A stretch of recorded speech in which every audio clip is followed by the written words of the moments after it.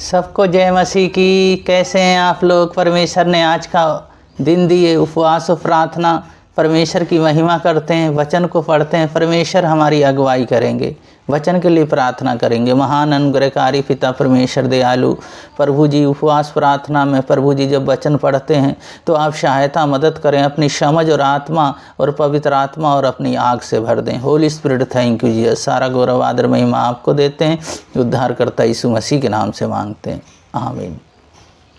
वचन पढ़ेंगे दूसरा कुरिन्थियों 6 अध्याय उसका 5 पद से 7 पद तक।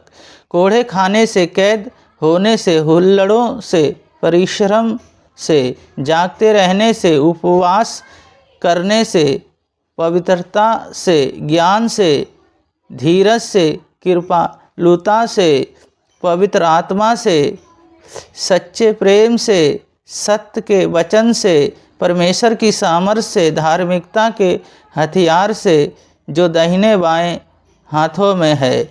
परमेश्वर इस वचन को पढ़े जाने को आशीष दें। तो परमेश्वर हैं जो हमें दिन प्रतिदिन एक योजनाओं को अपनी देते हैं और हमें अपने वचन में बढ़ाते हैं। परमेश्वर में बढ़ने के लिए हमें उपवास रखना है। जब हम परमेश्वर की उपस्थिति और परमेश्वर की सामर्थ्य में जब बढ़ते हैं तो हम उपवास रखते हैं।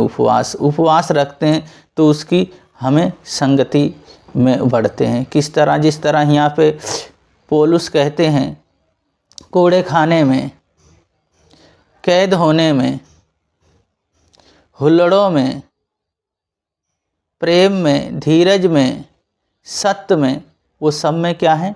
बढ़ते जा रहे हैं। उन्हें शैतान की शक्तियों से लड़ते जा रहे हैं। पर उसके लिए वो क्या कर रहे हैं? सेवकाई जब कर रहे हैं, सुसमाचार सुना रहे हैं, लोगों के जीवन बदले जा रहे हैं और यीशु मसीह की तरफ आए जा रहे हैं, तो वो क्या कर रहे हैं? उपवास कर रहे हैं। इसी तरह क्या करना? हमें उपवास करना और अपने जीवन को हमें यीशु मसीह को सौंप देना। जब उपवास करते हैं तो हमारे अंदर उस परमेश्वर की सामर्थ्य आती है, परमेश्वर का योजनाएं हमारे प्रति आती है और परमेश्वर में हम बढ़ते चले जाते हैं। और दूसरी बात है धीरज। जब हम धीरज धरते हैं, धीरज धर के कोई कार्य करते हैं, धीरज के साथ करते हैं और धीरज हमारे जीवन में रहता है, उतरावली नहीं करते, बहुत ही आराम से, बहुत अच्छे से कोई भी कार्य करते हैं, सोच समझ के, प्रार्थना के साथ, उपवास रख के परमेश्वर को सारी चिंता परमेश्वर पे सौंप देते हैं, धीरज। और तीसरी बात है कृपालु। हम कृपालु होते हैं लोगों के ऊपर, हम कृपा करते हैं, हम लोगों के ऊपर दया करते हैं और कृपा करते हैं। क्योंकि पौलुस यहाँ क्या कर रहे हैं? पौलुस उपवास भी रख रहे हैं, धीरज भी धर रहे हैं और लोगों के ऊपर कृपा भी कर रहे हैं। तो इसी तरह हमें क्या करना है? हमें लोगों के लिए एक मिसाल बननी है, लोगों के लिए एक कार्य करना। जब हम उपवास करेंगे और प्रार्थना जब रखते हैं, उपवास करते हैं, तो उनकी सामर्थ्य और आनंद हमारे जीवन में आता है और हमें आत्मिक भोजन मिलता है और हम उस वचन में बढ़ते जाते हैं और उसकी नई नई बातें हमारे जीवन में होती जाती हैं। तो हमें क्या करना है? हमें उपवास करना है, प्रार्थना करना है और हमें परमेश्वर की जो योजनाएं परमेश्वर ने हमें दी है उसी योजनाओं पे हमें चलना है। तो हमें अपने जीवन को उन्हें सौंप देना। यहाँ पे वो कहते हैं, मैंने कोढ़े खाए, मैंने बहुत दुख उठाया यीशु मसीह के लिए।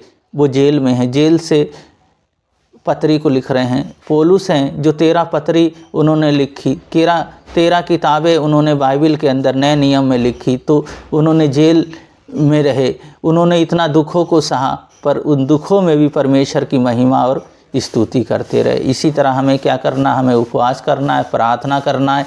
जब उपवास प्रार्थना करते हैं, शैतान ने जो हमारे प्रति जो बंधन चारों तरफ से डाल रखा है, जो उनने जाल बिछा रखा है, उस जाल में उपवास और प्रार्थना करने वाले नहीं फंसते, परमेश्वर की संगति में रहने वाले वो नहीं फंसते। क्यों? क्योंकि उसकी योजनाओं और उसकी हर उस चाल से परमेश्वर बचाते हैं। जब उपवास रखते हैं, जब उसकी सामर्थ्य आती है, सामर्थ्य में उसके अंधकार की शक्तियाँ टिक नहीं सकती। क्यों? क्योंकि वो हारा हुआ है। जिस तरह हम गैस बुझा हुआ है तो उस पर मक्खी बैठेगी, वो गैस जलेगा तो उस पर मक्खी नहीं बैठेगी, क्योंकि बैठेगी तो वो जल जाएगी। इसी तरह जब हम प्रार्थना करते हैं, उपवास रखते हैं, तो हम सामर्थ्य से भरे रहते हैं, शैतान हमारे जीवन में कार्य नहीं कर सकता है। और हम ना उपवास रखते हैं, ना प्रार्थना करते हैं, ना उनकी संगति में रहते हैं, तो क्या होता है, हमारे अंदर दुष्ट आत्माएं कार्य करती, हम सामर्थ्य से भरे हुए नहीं होते हैं। तो हमें क्या करना है, उपवास करना है, प्रार्थना करना है, उनकी सामर्थ्य से हमें हमेशा भरे रहना है।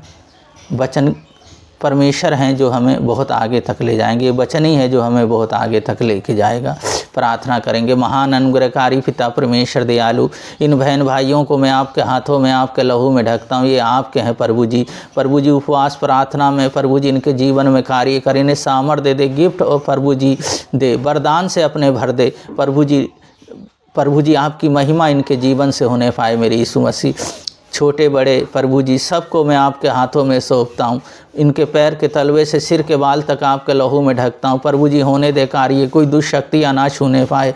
प्रभु जी बीमारी आज यीशु मसीह के नाम से डांटता हूँ चले जाए।